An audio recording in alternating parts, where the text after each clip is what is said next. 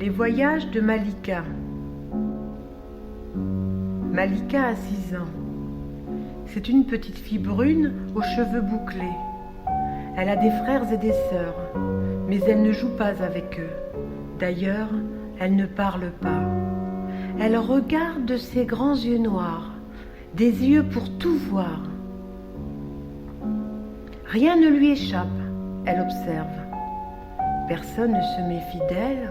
Doucement, elle se faufile dans les coins à l'abri des regards, longeant les allées, frôlant les murs des maisons, écoutant les adultes. L'attention toujours en éveil, sans répit. Et même certaines nuits, une petite voix l'avertit lorsque son papa pleure. Malika ne sait pas le mot qui apaise. Les mots ne parlent pas. Pour les autres, elle n'existe pas ou si peu. Ils disent « elle est dans la lune ». On la trouve étrange. Plusieurs fois déjà, son papa lui a sauvé la vie. Lui pense qu'elle est protégée par le ciel. Il dit « elle est née sous une bonne étoile ». Lorsque ses grands yeux ne regardent plus les autres, c'est toute une vie qu'elle a devant elle. Des gens vont et viennent dans la maison et sa famille qui fait semblant de ne pas les voir. Il y a ce grand monsieur gentil, avec une longue barbe blanche, qui lui parle de sa vie. Il paraît qu'il est déjà mort plusieurs fois, dans différents pays. Au Tibet, il vivait dans un monastère avec d'autres enfants et s'appelait Priam. Un monastère, c'est une grande maison où l'on reçoit une éducation comme à l'école. Mais là, c'est pour être un peu comme Dieu, très bon, très sage et très fort. Certains maîtres ont un trou entre les 2 yeux et ils devinent tout ce qui se passe dans notre tête et même dans notre corps, comme une radio chez le docteur. Ils regardent aussi à travers les murs. Mais la vie est quand même difficile dans ce monastère. Il faut apprendre à réchauffer son corps de l'intérieur malgré le givre sur les couvertures. Et ces enfants-là non plus ne jouent pas. Ils chantent toujours cet air un peu bizarre, une sorte de prière qui soigne et qui vibre au plus profond de l'être. Un je ne sais quoi qui ressemble à un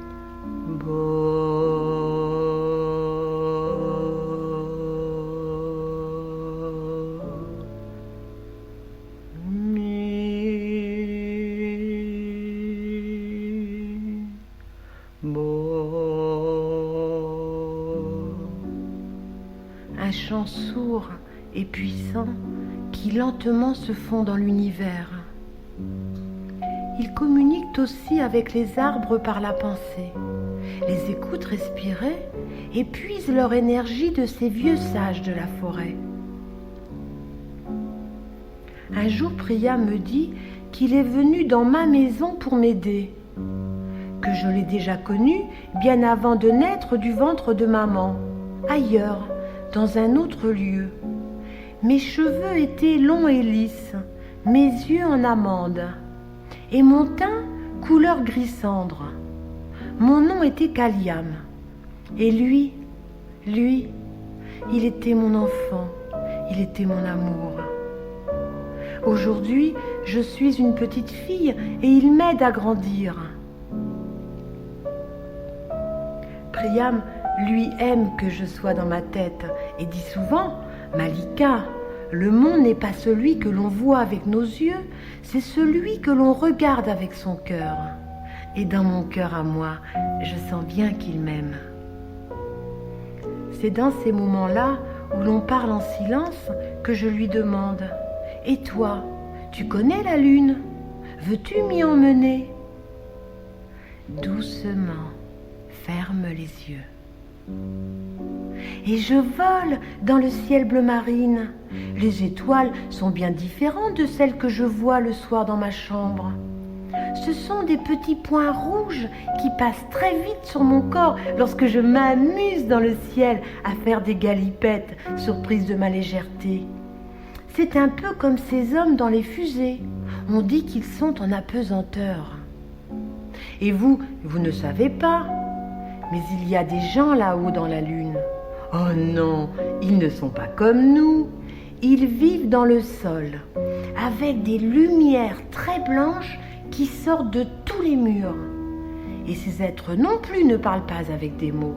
Ils parlent avec la pensée, comme Priam et moi. C'est bien mieux. D'ailleurs, on comprend plus vite.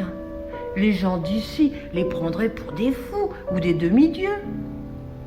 Ils sont immortels et ne s'alimentent jamais. Priam m'explique que chaque planète est une étape dans l'évolution. Les gens de Vénus sont tout amour et cela se voit même sur leur visage.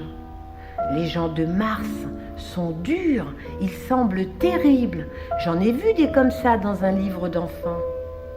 Lorsque dans ma famille, on me reproche encore d'être dans la lune, Priam et moi, nous sourions en cachette. Priam, s'il te plaît, parle-moi de Kaliam. Les parents de Kaliam vivaient dans un petit village du nord de l'Inde qui s'appelait Salva. Le père était un riche propriétaire. Les Anglais qui occupaient le pays confisquèrent ses biens. Et le père se lamentait, n'ayant plus rien pour nourrir sa famille, et décida de placer Kaliam dans la montagne pour en faire une nonne. À cette époque, elle avait 6 ans. Elle était curieuse, toujours l'esprit en éveil, intrépide, gambadant dans les champs et surtout bavarde, comme il n'est pas permis de l'être. Elle faisait la joie de sa famille et en même temps inquiétait beaucoup Maha, car dans ce pays, les petites filles sont élevées pour devenir des épouses soumises. Néanmoins, la décision fut prise. Ce matin-là, quand elle se réveilla, heureuse comme chaque matin, pressée de dévorer en cachette un reste de galette d'orge, elle trouva toute sa famille en pleurs.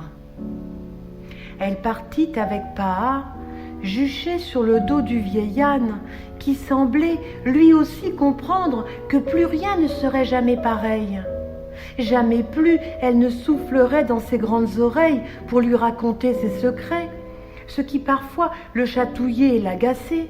Mais aujourd'hui, plein de regrets, il souhaitait ne jamais franchir cette montagne et avancer péniblement dans les larmes coulées de ses grands yeux tristes.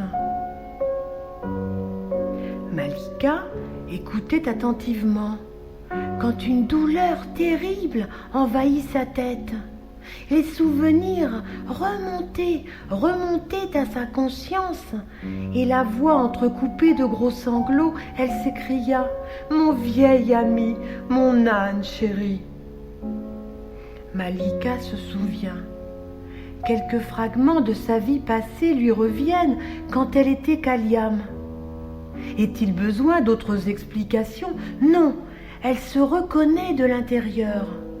Un autre corps peut-être, une autre histoire, mais c'est bien elle, elle le sait. Tout son être le lui dit.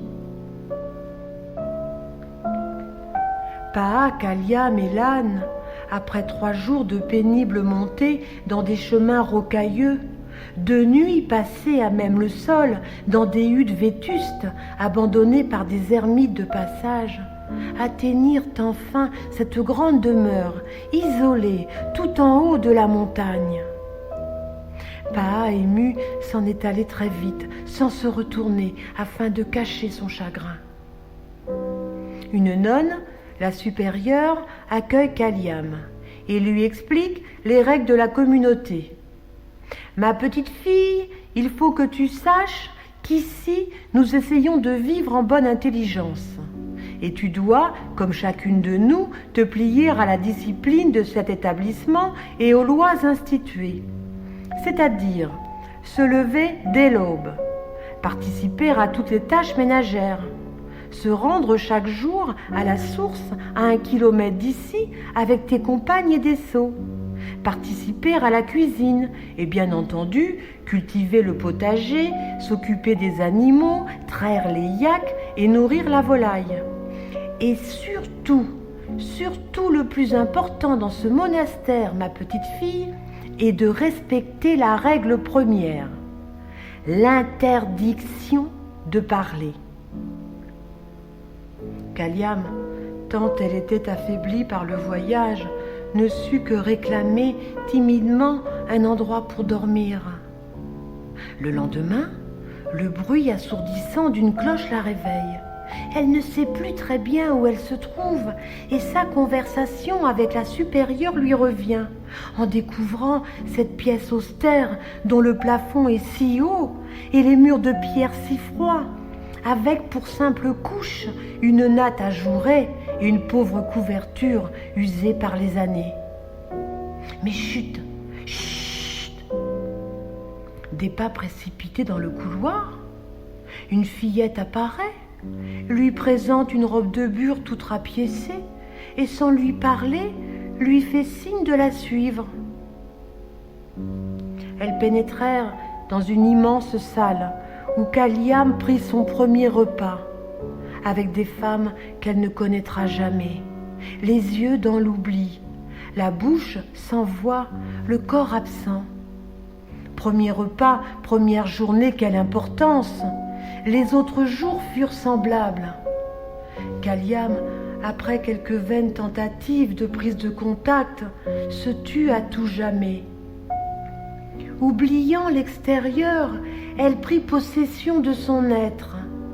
Ainsi commença ce lent voyage intérieur, cette lente initiation jusqu'à l'aube de ses 16 ans. De luttes en révolte, elle apprit le courage. Elle sut maîtriser ses émotions, dominer ce pauvre petit corps fragile, lutter contre la fatigue, le manque de sommeil. Elle donna même un sens à sa vie. La solitude se faisant trop pesante, elle découvrit le plaisir des rêves éveillés, des voyages dans sa tête, des dialogues avec les anges. Les rares moments qu'elle passait dans sa chambre étaient des instants magiques. La tête tournée vers la petite lucarne, tout en haut, là où un fil d'or traversait la pièce. Halo de lumière que seul un Dieu put créer. Elle regardait le ciel, les yeux à peine ouverts. La vie s'échappait d'elle, unissant son souffle à celui de l'univers. Elle était heureuse et les soins qu'elle prodiguait aux animaux la ravissaient.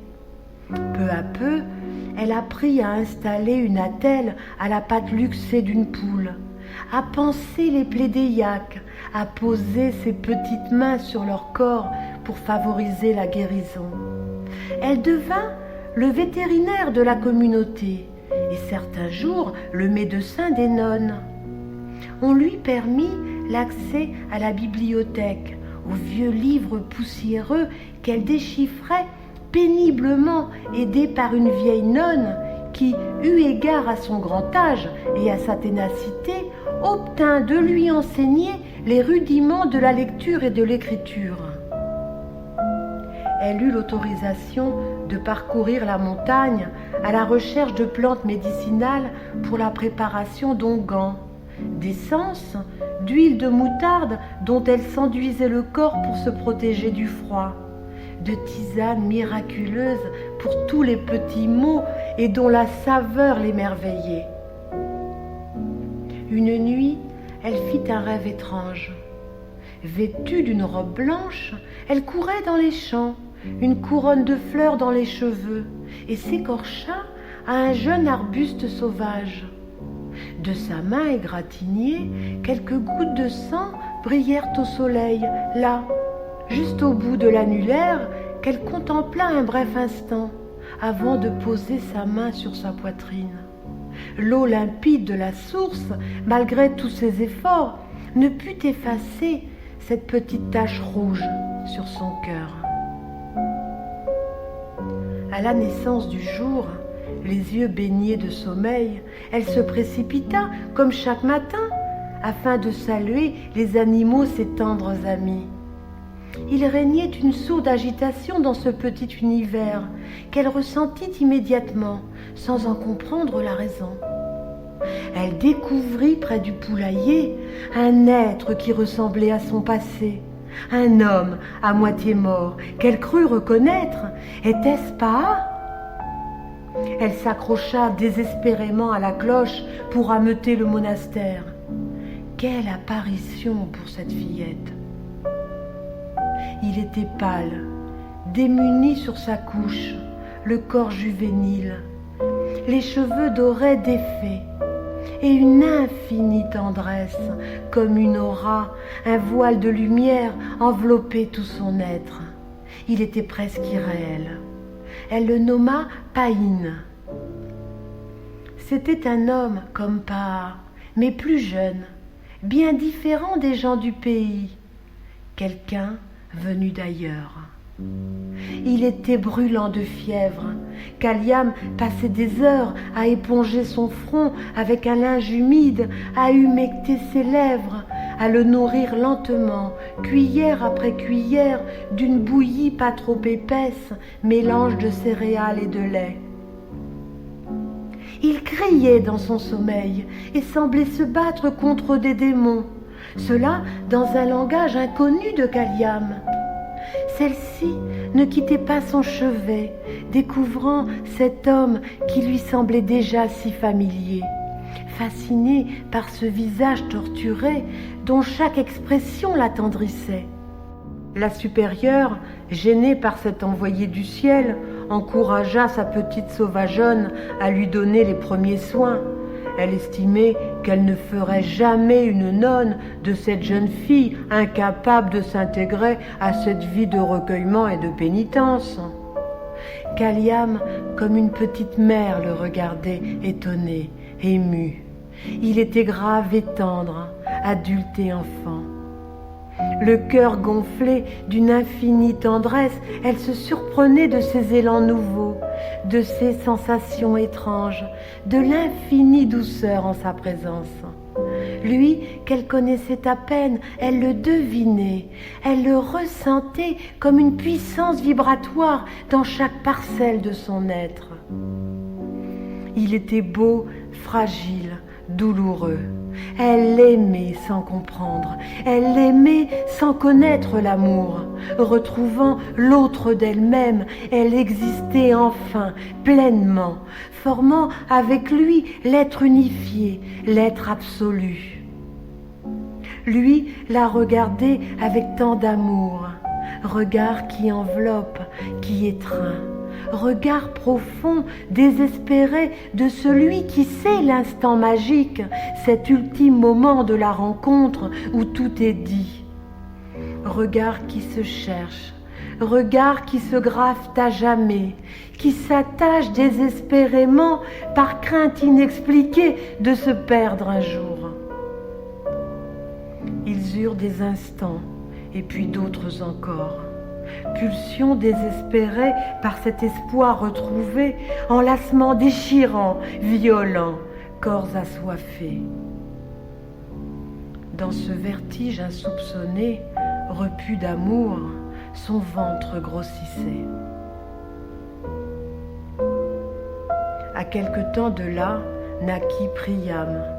Dans la cellule, avec cette même lumière qui venait du Très-Haut, dans ce même monastère, tout en haut de la montagne, où un jour Pa, impuissant, dans un geste d'amour, l'avait laissé sans se retourner.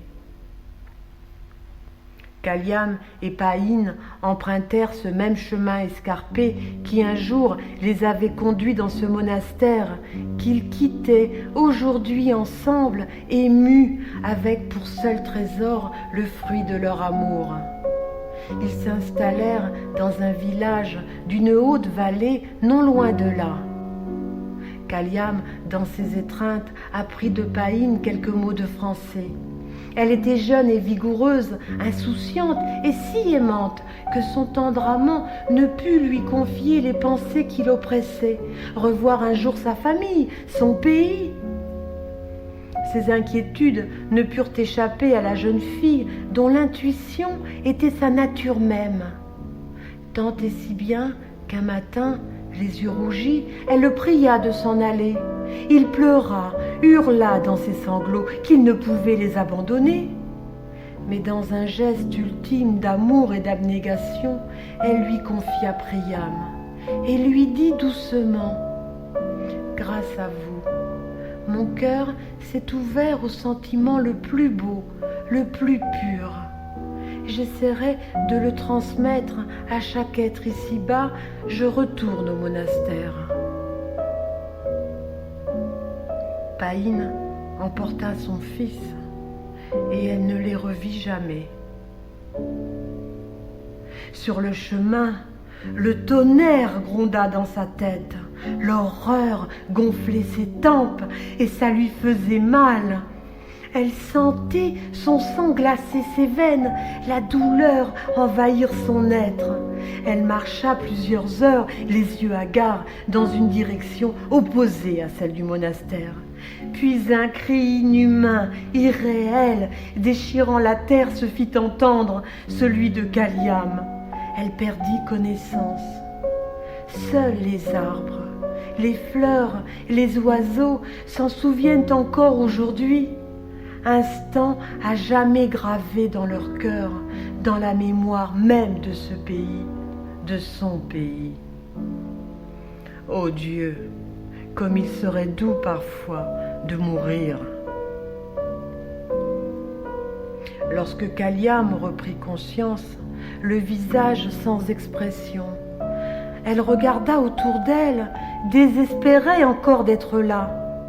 Le monde existait toujours, sa douleur également. Rien n'avait changé au dehors. La terre ne saignait pas. Nul cataclysme, nul volcan, nul tonnerre. Cette indifférence lui donnait la rage, la nausée. Elle griffa son corps jusqu'à le voir saigner. Il lui fallait une matérialisation de toute cette horreur, la reconnaissance physique de cette souffrance interne. Elle regardait ce sang couler, puisse-t-il la délivrer?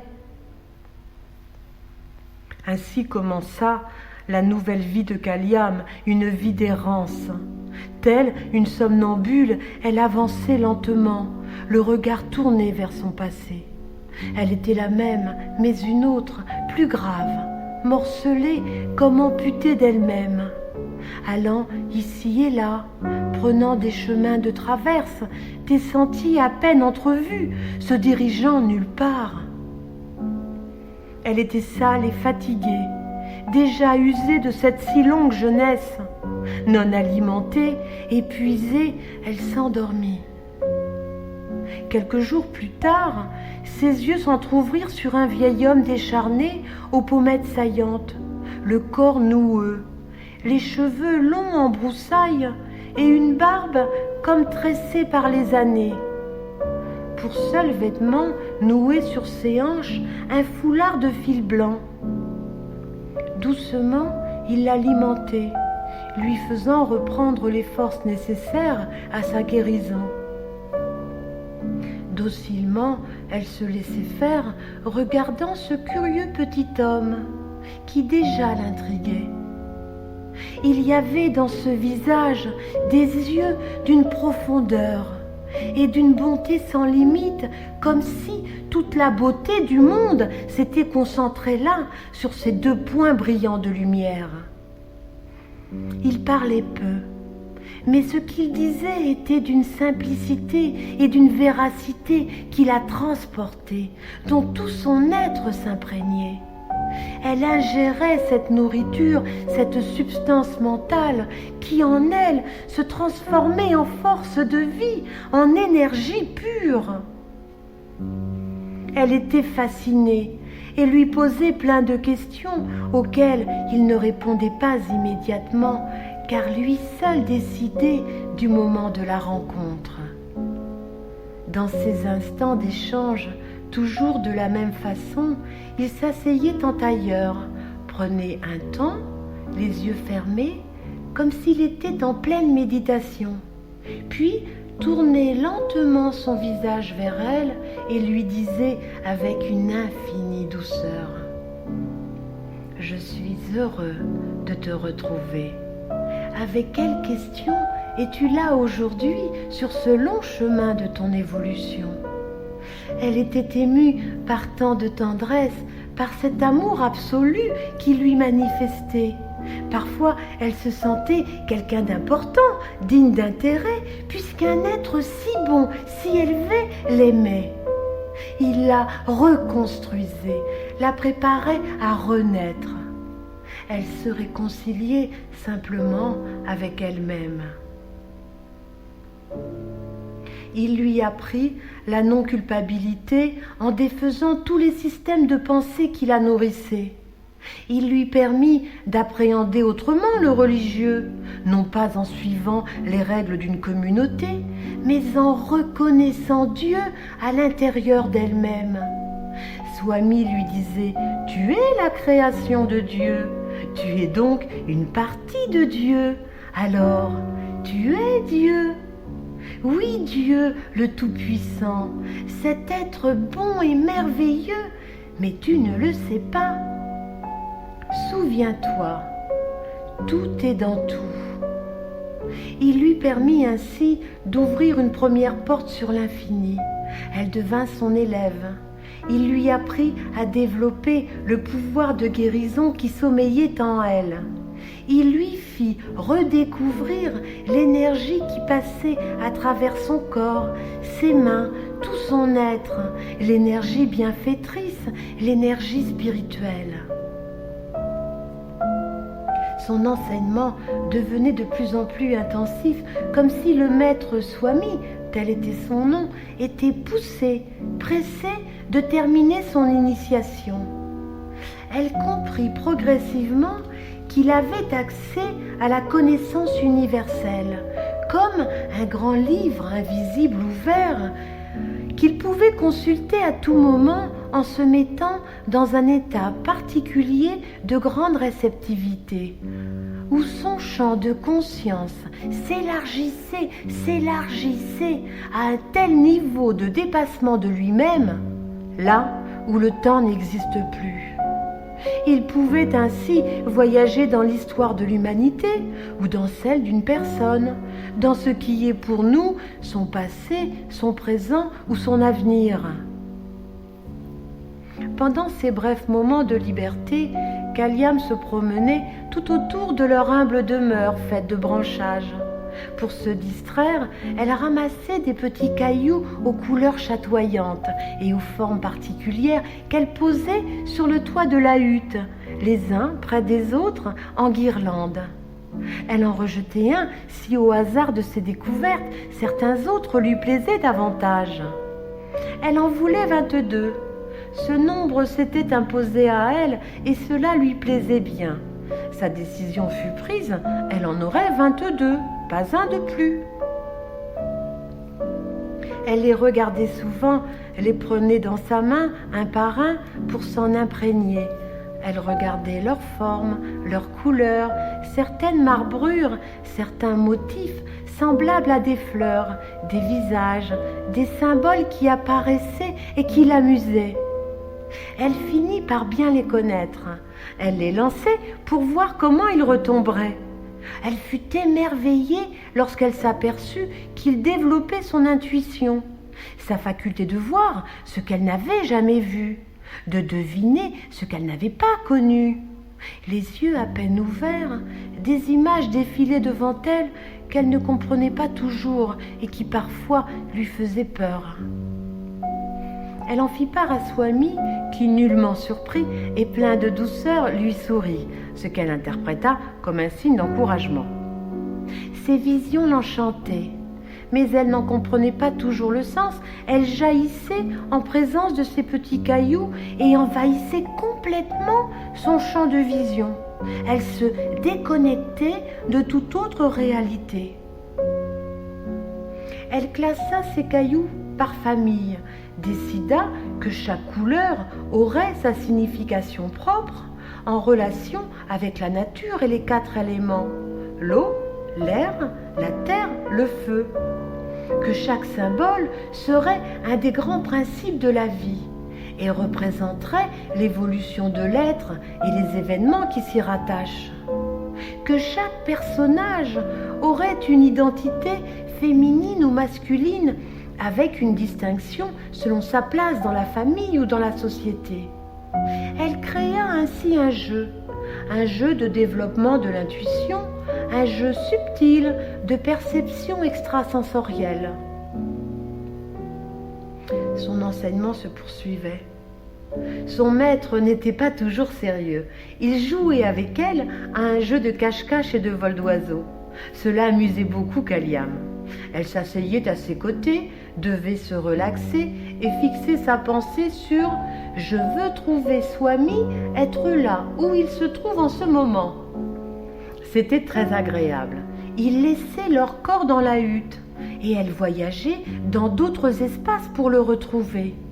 Quand il revenait, elle devait décrire avec précision tout ce qu'elle avait vu et l'endroit où lui se trouvait. Oh, elle aimait tant voler, elle se déplaçait avec une telle rapidité, elle découvrait d'autres mondes, c'était féerique. Dans cet état, ses idées étaient bien plus claires, précises, elle avait une pensée immédiate, évidente, et elle était tellement heureuse, comment dire, en harmonie totale avec le grand tout. Quand elle revenait de ses voyages et qu'elle réintégrait son enveloppe physique, il lui semblait mettre un vêtement trop petit, trop étriqué. C'était une sensation vraiment désagréable. Elle perdait sa liberté, sa légèreté.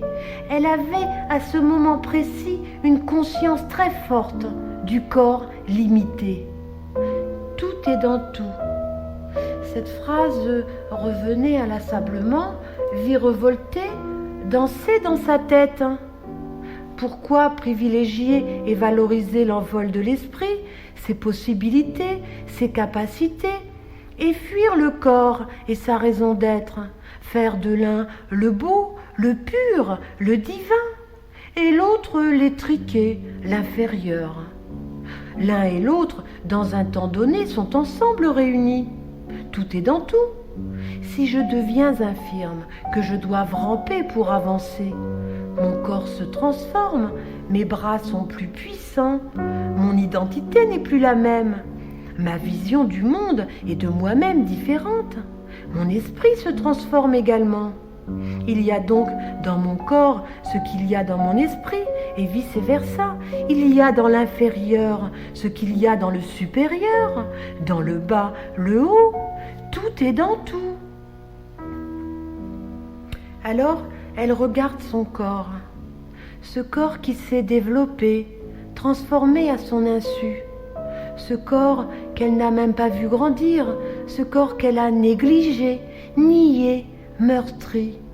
Et elle le découvre, ce corps souffrance, ce corps absence, de vieille petite fille habitée par l'oubli. Il y a tant de cicatrices sur sa peau qu'elle les touche pour les apaiser, comme pour s'excuser de cette offrande à la violence, à la colère, à la misère. Certaines images lui reviennent quand fillette, elle s'écorchait le corps pour endurer la douleur, et plus tard, au monastère, pour contenir ses pleurs, tant elle ne s'autorisait pas à haïr ses géniteurs. Enfant abandonné, mal aimé, tu poursuis l'œuvre avortée des autres, la destruction de toi-même. Il a suffi de ce premier regard sur son corps pour que Kaliam franchisse la première marche qui mène à son inconscient. Et elle comprend ô combien tout est dans tout. Elle pense à son enfant Priam qu'elle a porté dans son ventre. 9 mois de vie, de lumière, de bonheur dans ce corps torturé. 9 mois de répit à l'autopunition, à l'automutilation. Oh, je t'aime, mon enfant, petite fleur de lotus germée dans la vase de mon être. Pour ton bonheur et celui de mon tendre amant, je me suis sacrifiée. ou était-ce encore de l'autodestruction? Les larmes coulèrent sur ses joues, longtemps, longtemps, doucement. Instant magique, rituel de l'eau purificatrice, bienfaitrice, apaisante. Elle pleurait l'enfant qu'elle fut dans son passé, ce petit enfant douleur, celui qui existait encore en elle aujourd'hui. Elle lui sourit. Elle eut envie de le prendre dans ses bras, de le bercer, de le cajoler. Elle fit les gestes dans l'espace comme un mime, danse sacrée de la réunification de l'amour. Elle aimait ce petit être intérieur, elle le consolait, elle s'aimait enfin. En paix avec elle-même, libérée de son passé, elle pouvait maintenant vivre l'instant. Un nouveau jour se levait, un nouvel être naissait, Kaliam. Elle sut désormais que le grand départ était arrivé. Swami la regarde une dernière fois de ce regard si bon qui l'a tant réconfortée, de ce regard profond de la vérité, de l'amour illimité. Elle sait au fond de son cœur que la séparation n'est qu'une illusion. La lumière d'amour les lie à tout jamais, elle est son maître. Il lui dit : ton amour a guéri les animaux. Tout être souffrant a besoin de cette énergie bienfaitrice qui passe à travers toi. N'oublie jamais que tes mains ont le pouvoir de la canaliser. Ils se quittèrent, leurs yeux s'étreignirent une dernière fois.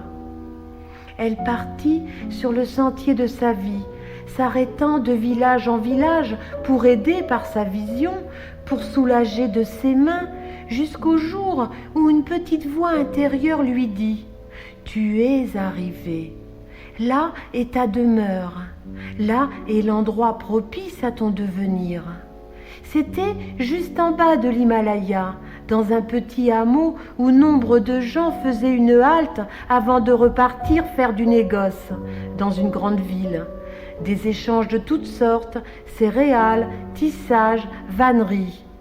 On lui permit de s'installer un peu à l'écart, dans une mansarde qu'elle embellit de couleurs. Elle était rayonnante et prenait un réel plaisir à décorer sa première demeure. En premier, ce furent les femmes qui vinrent la voir. Il émanait de Kaliam une douce sérénité qui les séduisit immédiatement. Elles lui apportèrent même quelques objets un peu usés qui lui faisaient défaut. Chaque instant, chaque geste de la vie quotidienne, chaque rencontre était une fête. Elle commença ainsi à écouter, à soulager, à aider, à guérir. Un peu plus tard, les hommes vinrent aussi. Ils étaient plutôt bourrus au début, mais finirent par admettre ses qualités de guérisseur. Puis, ce fut le tour des enfants qui rôdaient autour de sa maison, faisant du bruit, puis se cachant dès qu'elle sortait. Un jour qu'elle sentit leur présence, elle se mit à chanter un chant qui parle d'oiseaux et de liberté. Un chant qui vole au-dessus de la terre, au-dessus des mers. Un chant qui s'élève bien plus haut que les montagnes. Un chant d'espoir. Ils prirent l'habitude de venir. Elle prit l'habitude de leur raconter des histoires qu'elle inventait spécialement pour eux. Elle aimait les voir ainsi, assis à même le sol, les yeux grands ouverts, les vêtements poussiéreux, leur frimousse attentive. Elle les aimait tout simplement. Kaliam s'était transformée, elle était devenue une belle femme élancée, aux cheveux longs dégoulinant sur ses épaules, d'une sensualité naturelle. Oh, plus d'un, bien sûr, l'aurait prise pour épouse, mais aucun n'aurait même osé le dire ou lui en faire part. C'eût été déplacé, tant elle était ailleurs, nullement préoccupée de ces choses-là. Il la respectait. Mais c'était bien plus encore, il la voyait comme un être à part. On raconte pourtant qu'elle vécut une passion charnelle avec un saltimbanque, un bel homme brun qu'ils chantaient ensemble les nuits de clair-obscur. Certains disent qu'ils jouaient de leurs cordes vocales comme seul un instrument put le faire. L'émotion était intense, elle enveloppait les êtres et les choses. Le vent frémissait, retenant son souffle. La terre vibrait en son cœur tendrement. D'autres disent avoir entendu leurs voix enlacées comme une extase, et qu'un chant puissant naissait de leur sens. On préféra ne point s'en souvenir. Elle passa toute sa vie dans cet endroit à s'occuper des autres. Ils venaient de partout pour lui parler, lui demander des conseils, des soins. Il repartait heureux. Son énergie baissait parfois, elle prenait l'habitude pour se ressourcer de se rendre la nuit dans une grotte au flanc de la montagne. On raconte qu'elle se tenait debout face à un petit autel éclairé par la lumière vacillante d'une bougie qui l'enveloppait d'une aura orangée. Dans sa longue robe noire, les yeux vers le ciel, elle chantait d'une voix grave, au timbre inhabituel, d'une voix plaintive. Était-ce une prière, une incantation? Nul ne put le dire. Je sais qu'elle parlait à son swami et à d'autres esprits. Elle passait d'un monde à l'autre avec simplicité, comme tu le fais toi-même, Malika, comme le font beaucoup d'enfants jusqu'à ce qu'ils oublient. Ce qui semble d'ailleurs un mur infranchissable à certains adultes enfermés dans leur certitude. Telle une prêtresse, elle vécut, telle une nonne, tel un maître.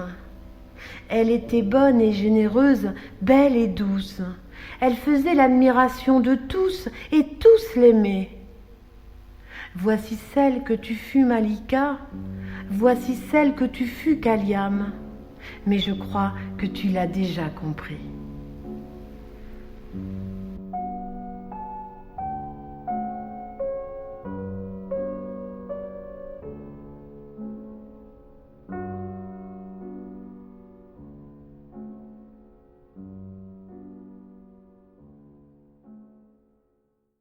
Malika ne se souvient pas de toute sa vie passée. Certaines émotions lui viennent en rapport direct avec sa vie d'aujourd'hui, comme l'interdiction de parler qui persiste au-delà du temps. Elle est issue de parents de cultures différentes. Le père de Malika vient du soleil où les figues tressées sèchent sur le toit des maisons, où les enfants courent pieds nus les dérobés. Un pays couleur de miel qui sent bon les épices, le safran, le cumin, la menthe et la vanille, où les femmes se couvrent de henné les jours de fête et se parent des bijoux de leurs noces, ciselés dans du vieil argent. Les enfants dans leurs jupes se trémoussant et reniflant les effluves d'ambre et de musc. Les hommes assis devant leur maison fument le narguilé et se racontent des histoires d'hommes. Un pays où les anciens, les soirs de veillée, lorsque le jour baisse et qu'une douce fraîcheur les enveloppe, racontent les légendes d'autrefois, tous assis sur des tapis tissés par des mains agiles. Douce nonchalance, plaisir de l'instant, harmonie de l'être. Un pays où la poésie est la vie. Ces vieux à la peau tannée par le soleil transmettent oralement de génération en génération l'histoire de leurs racines, l'histoire de leur culture issue d'une sagesse ancestrale. Il est d'une famille de nomades, d'un village situé dans les montagnes aux confins du désert. Durant la période sèche, tous prennent la route et s'installent sous des tentes près d'un point d'eau. Il fait partie d'une communauté de fins cavaliers qui s'élancent sur leur pur sang arabe comme s'ils volaient. Le corps libre, en étroite harmonie avec celui de l'animal. C'est la joie, la fête, la fantasia. La mère de Malika est d'un petit village normand où tout est vert et vallonné, d'une région où l'apprentissage du travail se fait très jeune, d'une famille où l'on communique peu, où les échanges se font essentiellement sur les contraintes matérielles et sur la réalité quotidienne. Le père est rude. Il fait partie de cette race d'hommes qui ne montrent pas, dont les sentiments sont verrouillés. Il y a peu de place pour l'imaginaire dans cette famille, et pourtant elle rêve d'espace et de liberté, d'un monde d'échange, de partage, d'un monde où elle pourrait ouvrir son cœur, baigner de tendresse et libérer ses émotions.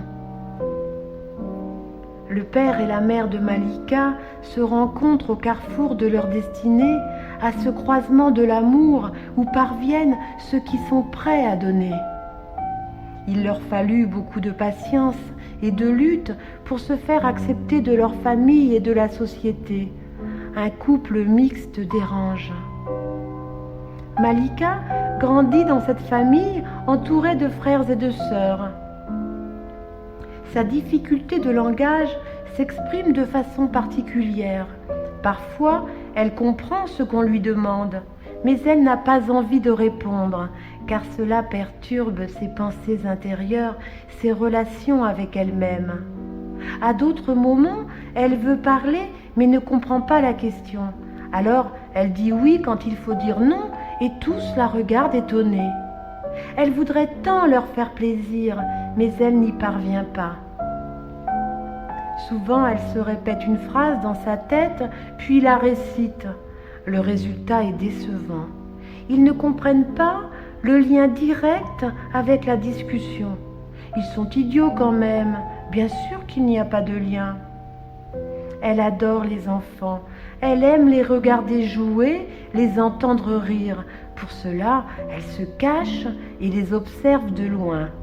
Elle longe souvent les murs des maisons sans bruit. Ce qui est insupportable pour elle, c'est d'être regardée. Elle a honte. Les adultes aussi l'intéressent, à condition bien entendu qu'ils soient loin d'elle, qu'ils ne la voient pas. Elle les devine mieux quand ils ne parlent pas. Elle les ressent à l'intérieur d'elle-même. L'unique lien à la réalité est son père. Il est un peu son garde-fou. Il la rassure. Sa présence lui est indispensable. Et elle le suit. Quand je dis le suivre, c'est peu dire. Elle marche dans ses chaussures. Lui se retourne et lui dit « Va au soleil, tu es toute pâle ». Malika fait la moue. Lui éclate de rire et elle aime quand il rit comme ça. Puis elle reprend sa marche derrière lui.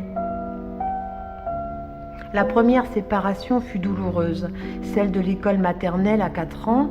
Jamais elle eût envisagé de quitter la maison. Personne ne lui explique.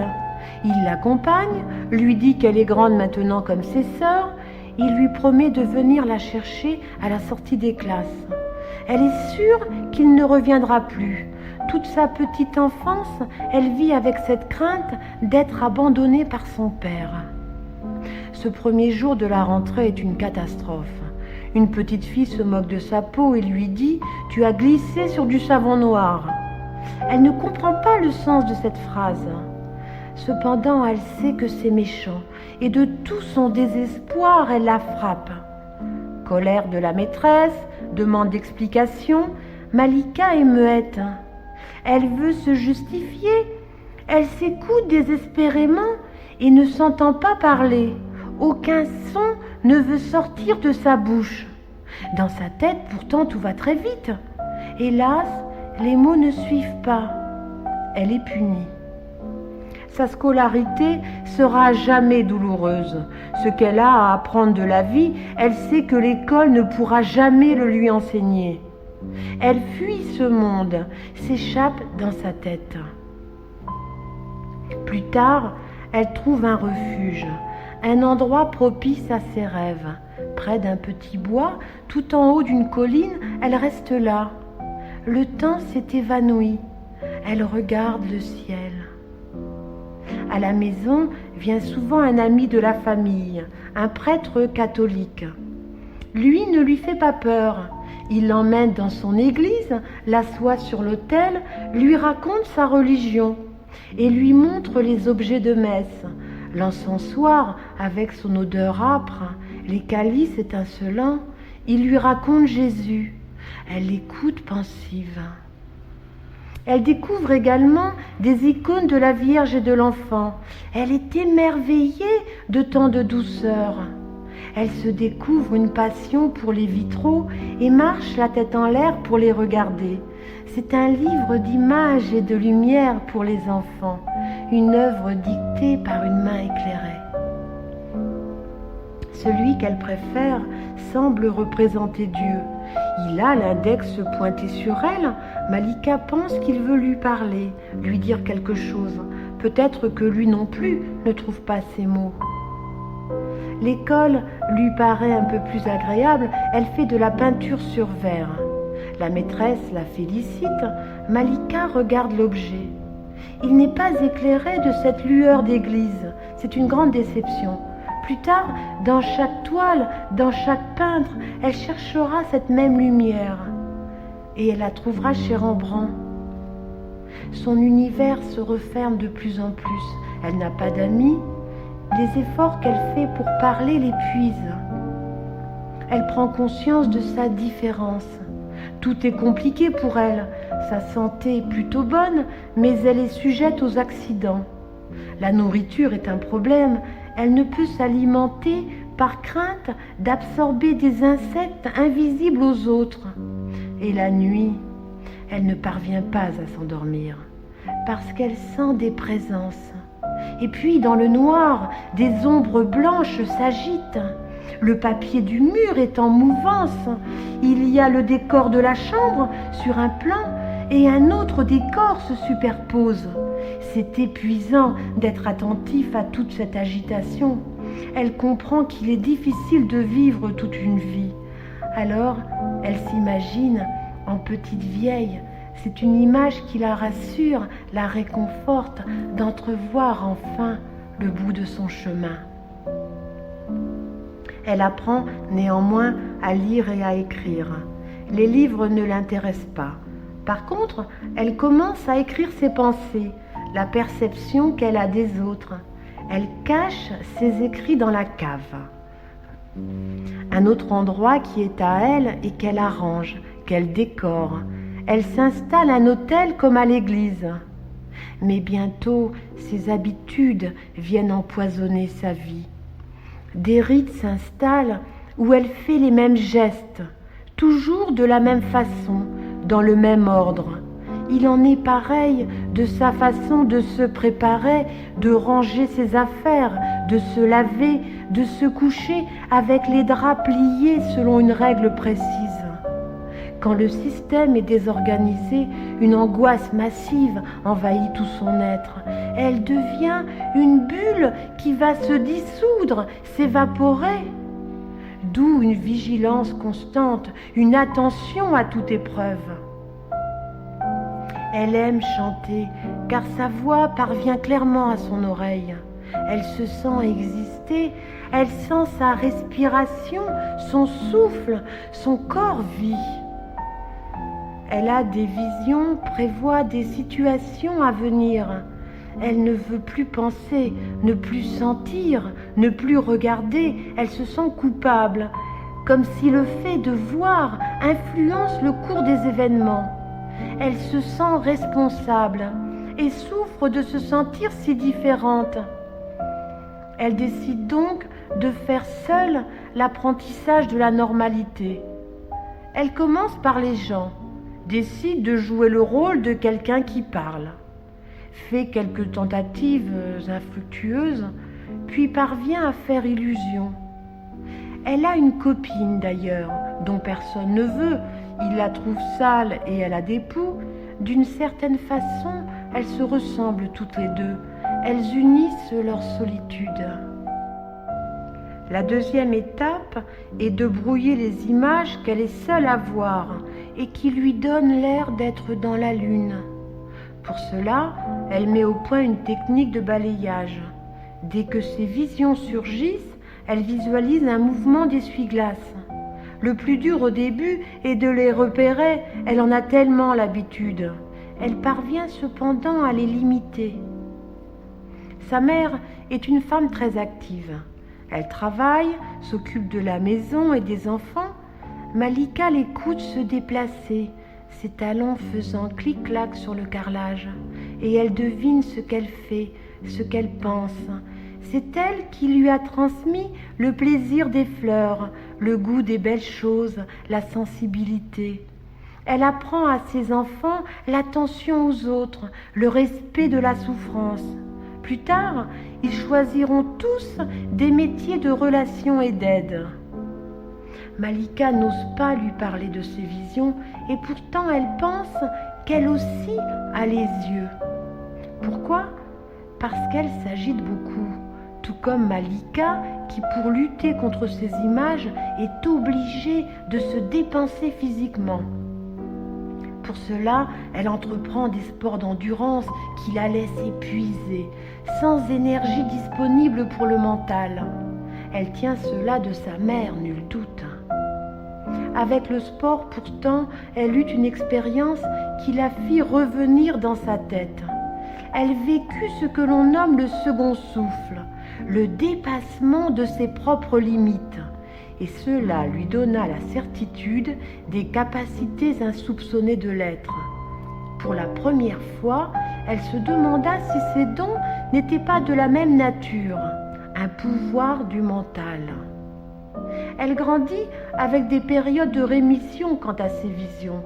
Elle s'intéresse cependant à tout ce qui est la communication, verbale ou non, à toutes les expressions de la souffrance.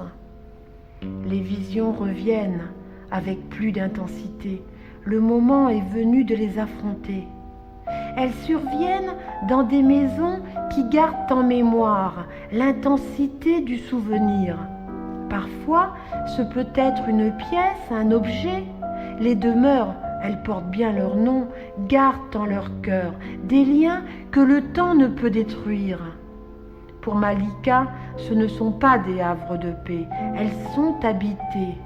Des êtres vont et viennent, certains lui transmettent des messages, d'autres non, ils passent. Les messages sont des informations concernant un tiers ou l'expression d'une souffrance. Dans ce dernier cas, Malika peut être à l'intérieur de l'entité souffrante, et c'est vraiment désagréable, ou à l'extérieur, et c'est moins douloureux. Elle recommence à avoir des insomnies. Sa difficulté est d'aller se coucher, elle a peur. Elle lutte contre la fatigue, fait des travaux de couture, ses voyages reprennent. Elle sort de son corps, se regarde à quelques mètres d'elle-même, c'est l'horreur. Elle s'agite, l'autre la regarde s'agiter. Elle touche son corps pour se sentir, l'autre la regarde toucher son corps. L'autre, c'est celle qui est, celle qui pense. Elle n'est que le corps existant. À qui en parler ? Qui pourrait la rassurer, lui expliquer ? Frappe et on t'ouvrira. Ce qu'elle fit. Elle cherche, commence à en parler autour d'elle. On lui conseille quelques livres.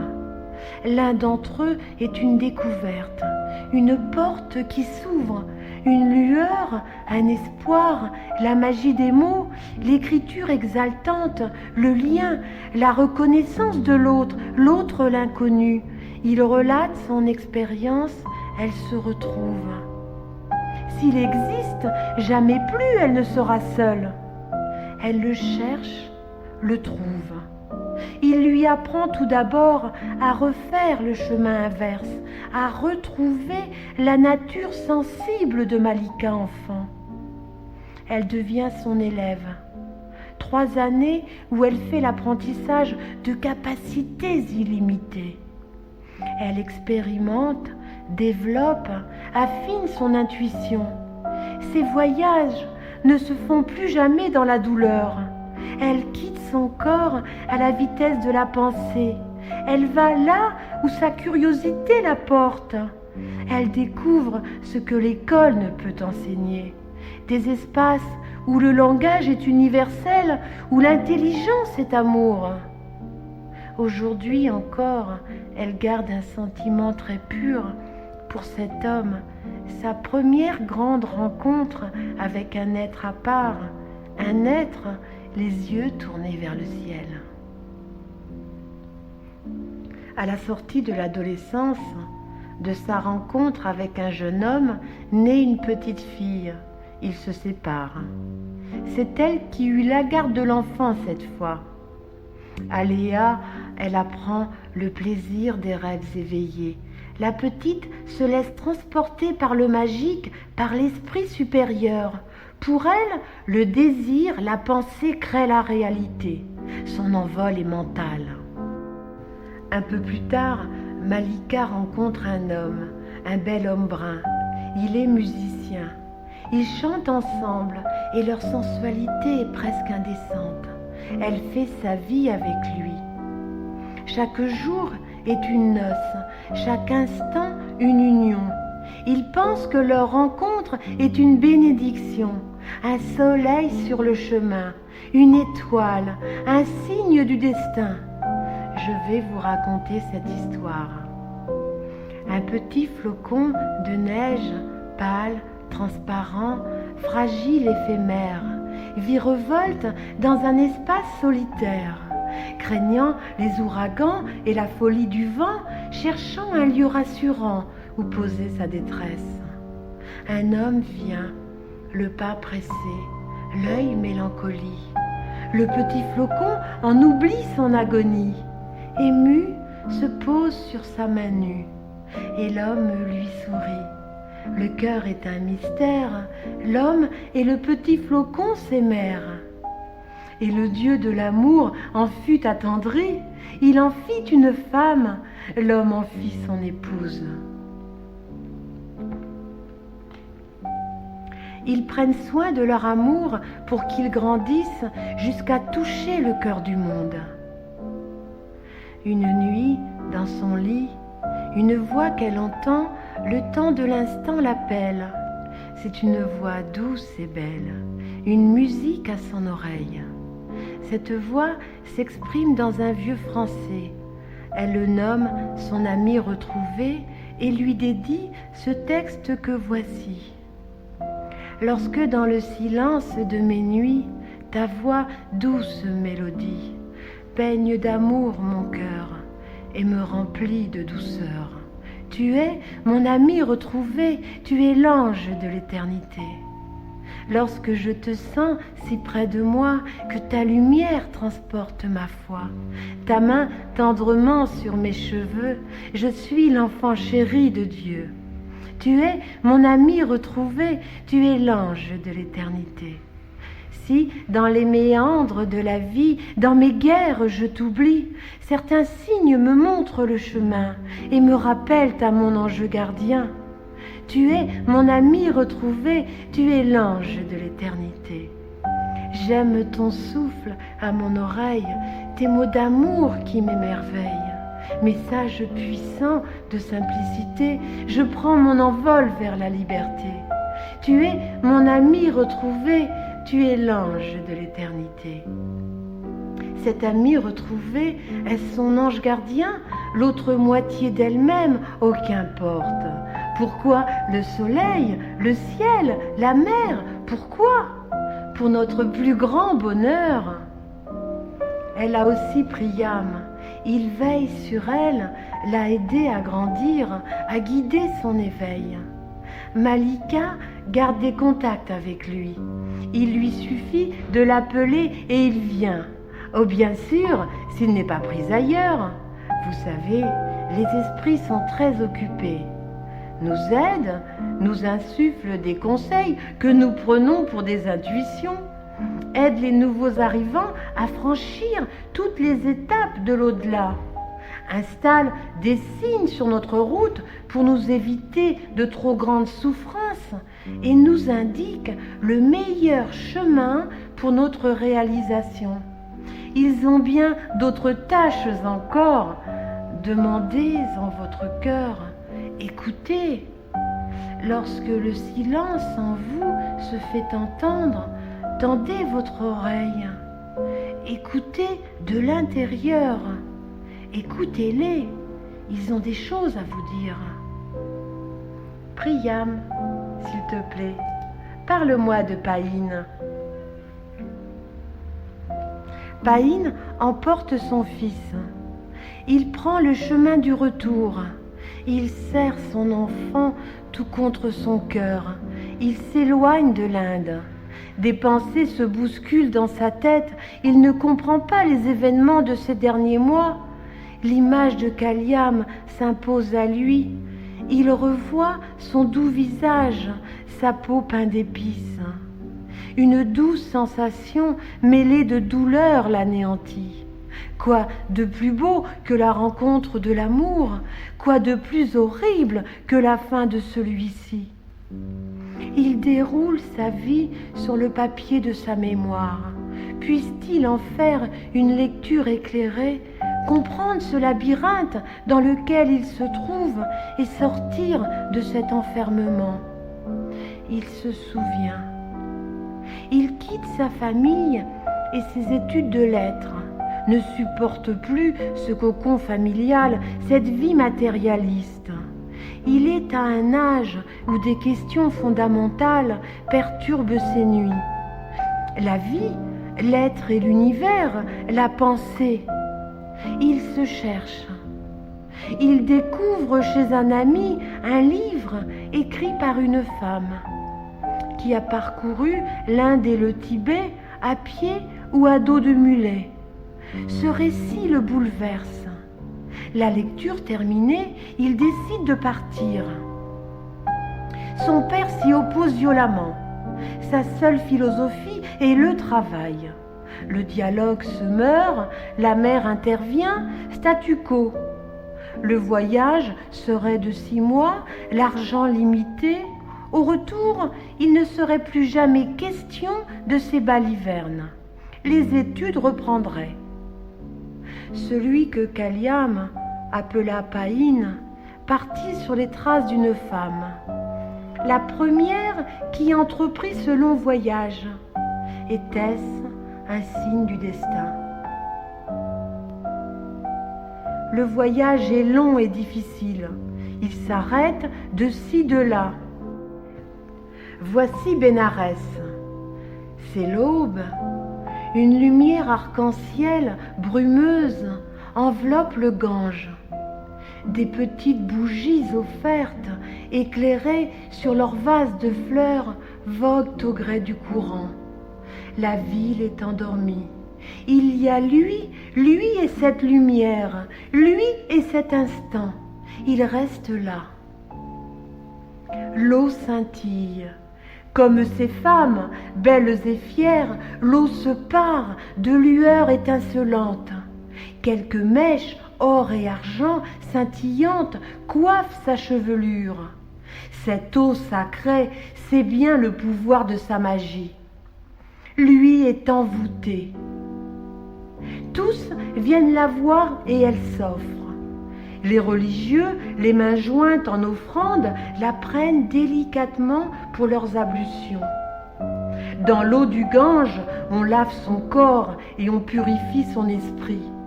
C'est difficilement supportable et c'est merveilleux. Le Gange est le seul véhicule en Inde, le seul et le dernier que prennent tous les croyants après le grand passage. Et qu'importe la caste dont tu es issu, de la hiérarchie sociale ne reste que des cendres.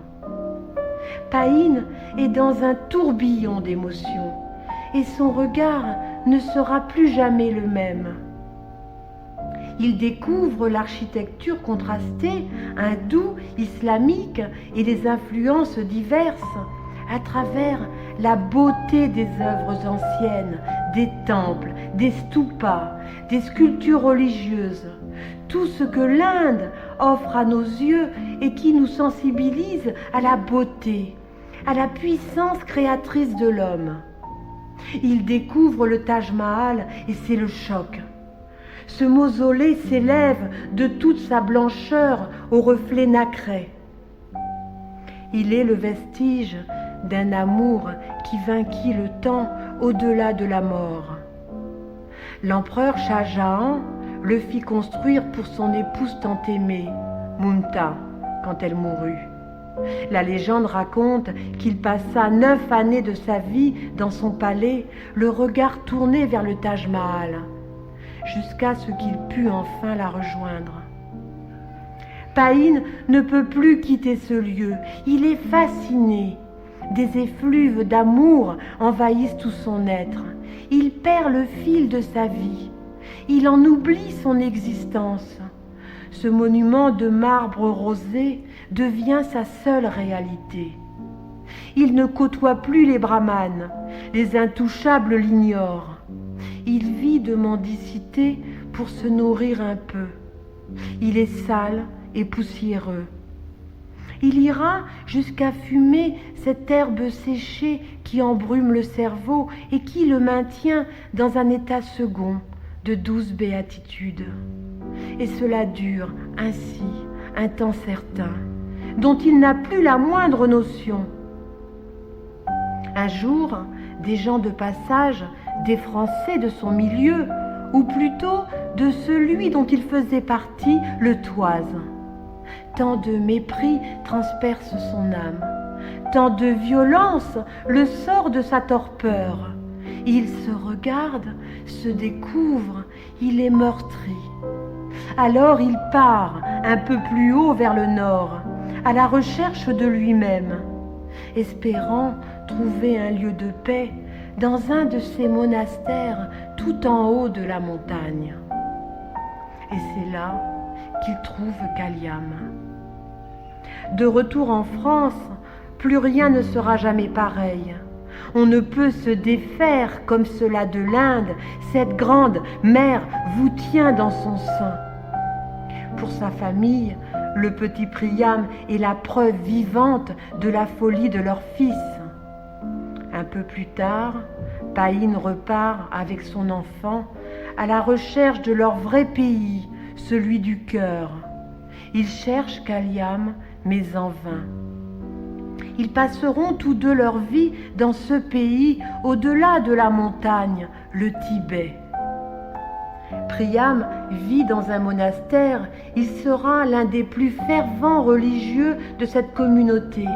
Très jeune, il porte les couleurs des moines, mélange de pourpre et de safran. Son nom tibétain, celui qui est la lumière du cœur. Son père en est fier, heureux, s'émerveillant de cette sagesse innée, naturelle, la sagesse de l'être évolué. Les premières années de Priam au monastère sont difficiles du fait de la discipline. Les heures de lecture de textes sacrés, les chapelets de prière, les mantras, l'apprentissage du mandala, la roue du temps, qui doit être fait selon des règles strictes. Les tâches ménagères de la communauté, il est épuisé et lutte contre la fatigue car elle trouble son attention et l'empêche d'être dans ce qui est. C'est un enfant sensible, curieux, intéressé par la connaissance. Il s'émerveille de la nature si belle et ne peut cueillir de fleurs tant il craint d'ôter la vie. Dans son esprit, chaque animal, chaque minéral et chaque végétal est une forme de vie que nul ne doit détruire. Il aime les échanges avec son maître. Celui-ci le laisse s'exprimer sur un sujet ou un autre. Quand Priam pense en avoir fait le tour, le maître lui amène une perspective nouvelle qui relance le débat. Il est friand de ces dialogues philosophiques. Son cœur est transparent. Quand il rit, c'est tout son être qui s'exprime. Il devient un soleil rayonnant et tous ceux de la communauté, enfants et adultes, sont pris d'un fou rire communicatif. Il grandit en force et en sagesse. Les visites autorisées de Païn au monastère sont des instants d'intense émotion. Leurs mains se cherchent et se serrent, les larmes aux yeux, le père remercie Dieu de cette grâce qu'il lui a faite, d'avoir pour enfant cette âme si grande, ce petit être tant accompli, ce fils qui embellit de sa vie l'univers tout entier. Et là-bas, au loin, le chant de Kaliam s'élève bien au-dessus de la terre, au-dessus des mers, bien plus haut que les montagnes. Ce chant va de l'autre côté de l'Himalaya. Le vent l'emporte et ce message puissant de l'amour franchit toutes les distances. Nul ne peut l'ignorer, il vous surprend, vous étreint, vous élève. C'est la force de vie, l'énergie pure, c'est celle qui rayonne et nous unit les uns les autres dans le grand tout de l'univers. Païn et Priam écoutent le vent chanter cette douce mélodie. Émus, ils se regardent et sourient. Malika avance sur le chemin de la conformité. Elle rit, elle parle, elle souffre, elle s'agite, s'étourdit. L'action l'éloigne d'elle-même. Elle semble normale et fait illusion. S'installe dans sa vie, mais l'autre est là, la guette. Lui rappelle qu'on ne peut faire abstraction de soi-même, qu'on ne peut s'inventer une autre nature. Ce qui est acquis nous entraîne toujours plus loin. Essayer de le détruire, c'est se détruire soi-même. Par ses yeux aussi, elle voyage. Elle découvre l'impensable. Son regard s'échappe, elle part et ne réalise pas tout de suite qu'elle est ailleurs. C'est l'ivresse, elle est si haut dans le ciel, il fait beau, l'air est doux et frais, un soleil jaune, apaisant, réchauffe ses plumes, il fait bon voler, paresser. Elle se surprend et s'étonne en découvrant ses ailes immenses, argentées, qui lentement caressent le vent. Il plane de toute sa suprématie. Il et elle et lui, elle ne sait plus, elle est en lui. Ils cohabitent tous deux dans le même corps. Ses yeux, à plusieurs facettes, observent, quadrillent le sol et lui permettent de voir de tous côtés. Ils perçoivent un point noir. Il reconnaît sa proie. Elle le sait. Elle découvre de l'intérieur la personnalité de l'oiseau. Il ne pense pas, il est. Nulle contradiction en lui-même. Il est l'instant. Il est harmonie, unité de l'être. Il pique tout droit vers son festin avec une rapidité que Malika n'aurait jamais pu concevoir, qui dépasse toutes ses références de la vitesse. C'est un vertige suprême, une sensation si étrange. Et dans un virage d'une grande agilité, il se jette sur l'animal et l'emporte. De tout ce corps qui n'est pas le sien, elle découvre le vol de l'oiseau, la puissance et la majesté de l'aigle. Les visions se succèdent, jalonnent sa vie. Sa sensibilité est constamment en éveil. Des informations lui viennent sur les autres, elle sent leurs inquiétudes, leurs angoisses, elle capte leurs pensées. Il ne lui est pas nécessaire de connaître la personne pour savoir si elle est bonne ou méchante, malade ou en bonne santé. Ainsi, elle perçoit le monde. Ses mains également commencent à s'exprimer. Elle passe sur le corps de son mari, en font une lecture précise. Elle ressent d'instinct chaque parcelle de son être, chaque point de tension, chaque désir, chaque envie, chaque plaisir. Elle voyage dans ce corps comme dans un pays familier, lui est surpris. Elle rencontre un sage, il lui dit « Tu es une vieille âme, tu as déjà vécu de nombreuses incarnations où ta recherche spirituelle a toujours été importante. Tu as déjà développé l'aide aux autres avec tes visions. Dans cette vie-ci, tu es en train de le redécouvrir. Mais voir des choses, ce n'est pas le plus important. Tu as bien d'autres possibilités et ta qualité essentielle, ce sont tes mains. Tes mains pour soulager, pour soigner, pour guérir, pour aider spirituellement.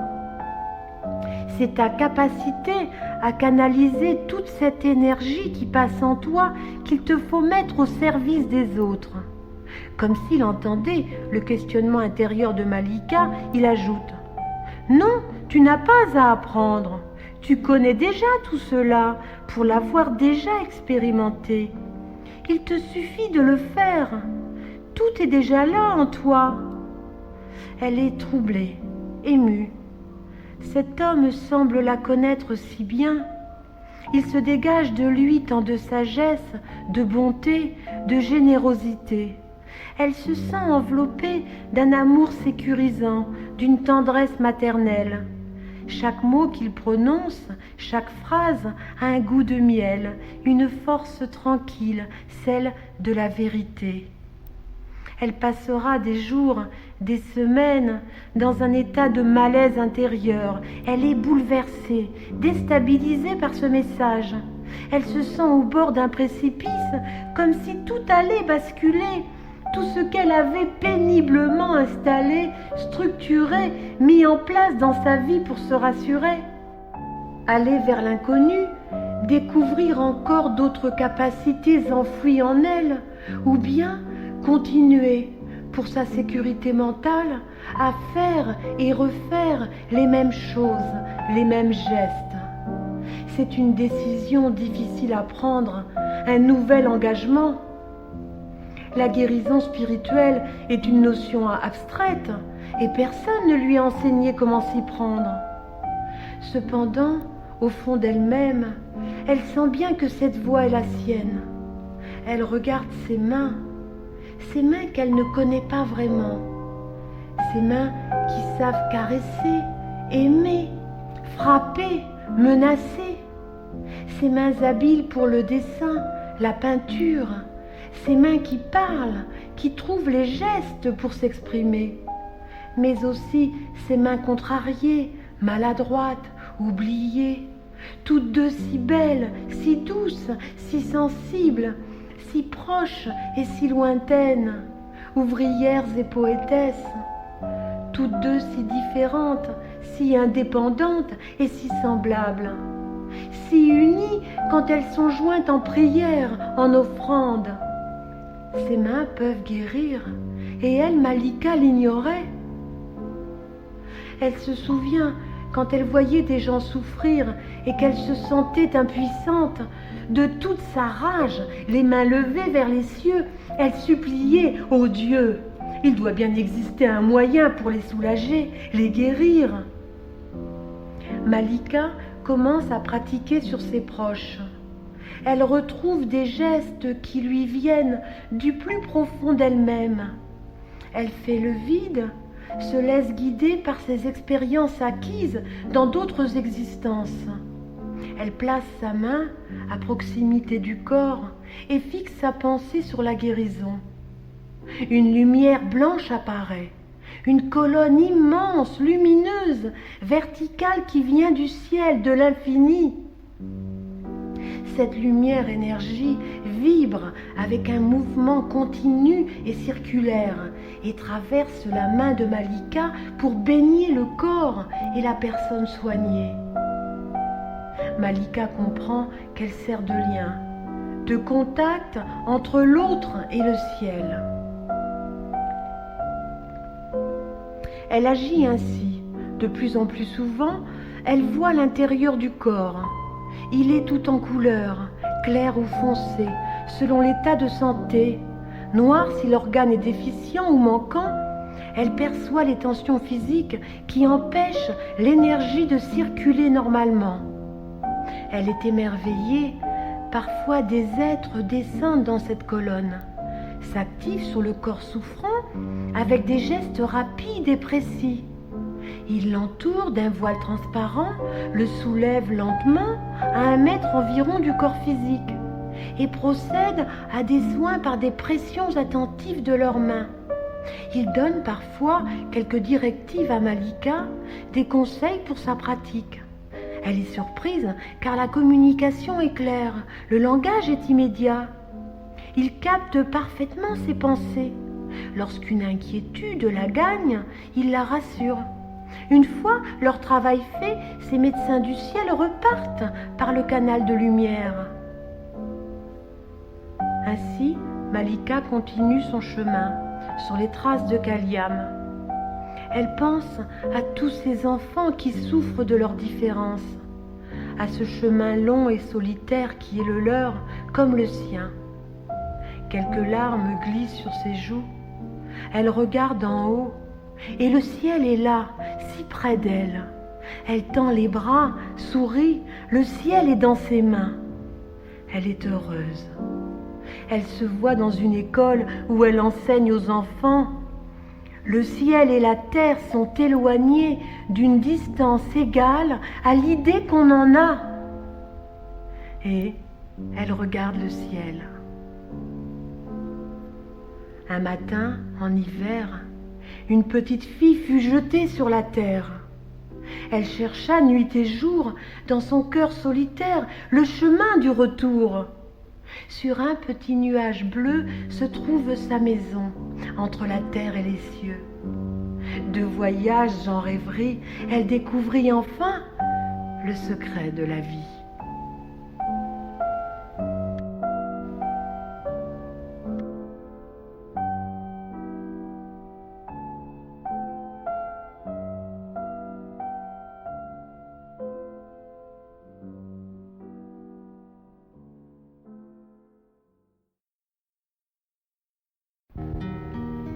Un jour de froid est née une petite fille. Ses yeux immenses, pleins de regrets, regardaient le ciel d'où elle venait. Pour son baptême, on fit la fête en sa famille. Et elle regardait le ciel d'un regard absent. Elle fixait l'immensité. Gavée, choyée, elle s'essayait à mourir. Ses petits poings serrés, elle fuyait son devenir et pleurait ce paradis de paix et de beauté. Et elle regardait le ciel.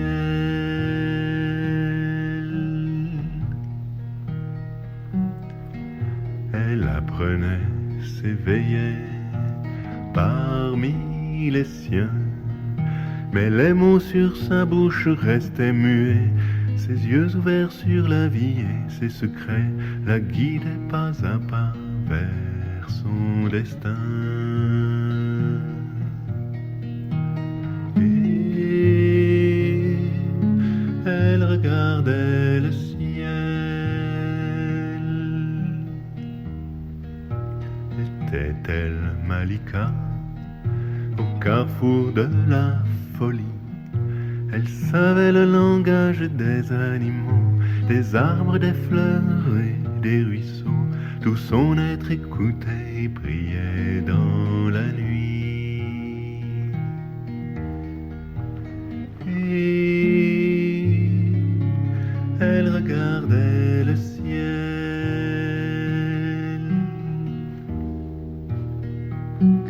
Une voix murmure enfin à son oreille.